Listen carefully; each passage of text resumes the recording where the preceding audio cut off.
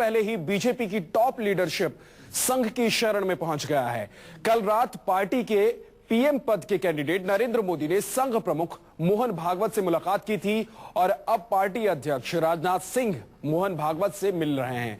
माना जा रहा है कि भागवत और बीजेपी के टॉप लीडरशिप के बीच इन मुलाकातों में 16 मई के बाद के हालात की चर्चा हो रही है। वैसे तो बीजेपी दावा कर रही है कि उसे पूरे नंबर मिलेंगे, लेकिन अगर गठबंधन बहुमत के आंकड़े से दूर रहा तो उस परिस्थिति में क्या क्या उपाय होंगे, उन पर चर्चा हो रही है।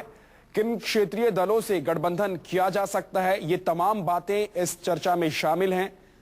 तो पहले नरेंद्र मोदी की मुलाकात और उसके बाद अब राजनाथ सिंह मिलने पहुंचे हैं संघ प्रमुख से। प्रभाकर मिश्रा हमारे संवाददाता हमारे साथ जुड़ गए। प्रभाकर, क्या जानकारी मिल रही है, क्या इन मुलाकातों के क्या मायने निकाले जा रहे हैं?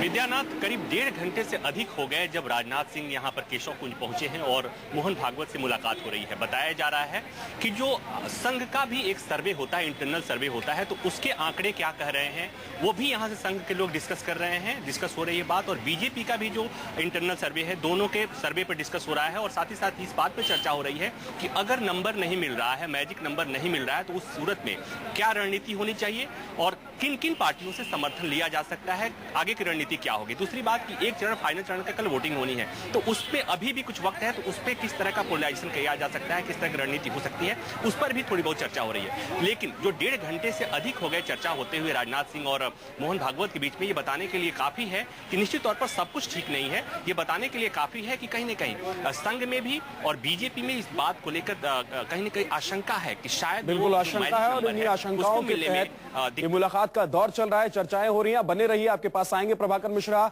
उधर बीजेपी की टॉप लीडरशिप संघ प्रमुख मोहन भागवत से मुलाकात की और इधर कांग्रेस ने इन मुलाकातों के बाद संघ और बीजेपी पर निशाना साध दिया। कांग्रेस का कहना है कि बीजेपी अपने फैसले अपने दम पर लेने में सक्षम नहीं है, तभी तो उन्हें अहम फैसलों के लिए संघ से मंजूरी लेनी पड़ती है। पहली बार नहीं है, मैं तो लगातार ये बात कहता चला आ रहा हूं। क्या नरेंद्र मोदी जी को प्रधानमंत्री का उम्मीदवार बीजेपी ने बनाया?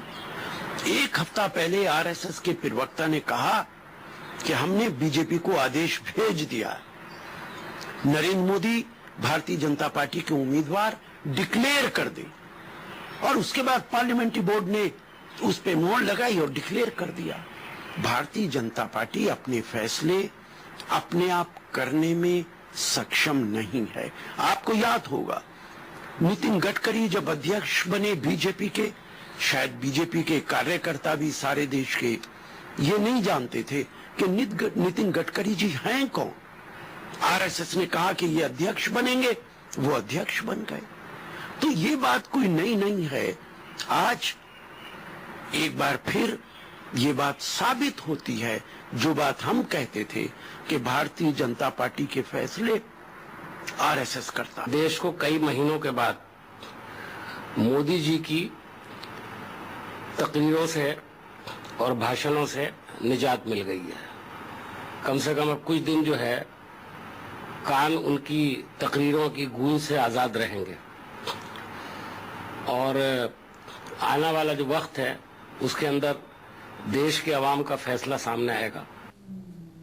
तो एक बार फिर से बीजेपी संघ के शरण में चली गई है, लेकिन सवाल यह है कि क्या बीजेपी एक एक कदम संघ के कहने पर ही आगे बढ़ा रही है? यही सवाल और आरोप कांग्रेस की तरफ से भी बीजेपी पर लगाए जा रहे हैं। कांग्रेस के नेता भी हमला बोल रहे हैं इसी मुद्दे को लेकर, क्योंकि मुलाकातों का दौर, जैसे ही प्रचार का दौर थमा, मुलाकातों का दौर शुरू हो गया है। कल शाम 5 बजे प्रचार का दौर थम गया, चुनाव प्रचार का, और उसके बाद प्रधानमंत्री पद के उम्मीदवार नरेंद्र मोदी, बीजेपी के प्रधानमंत्री पद के उम्मीदवार नरेंद्र मोदी संघ प्रमुख से मिलने पहुंचे। उसके बाद अब राजनाथ सिंह खुद पार्टी अध्यक्ष संघ प्रमुख से मुलाकात कर रहे हैं।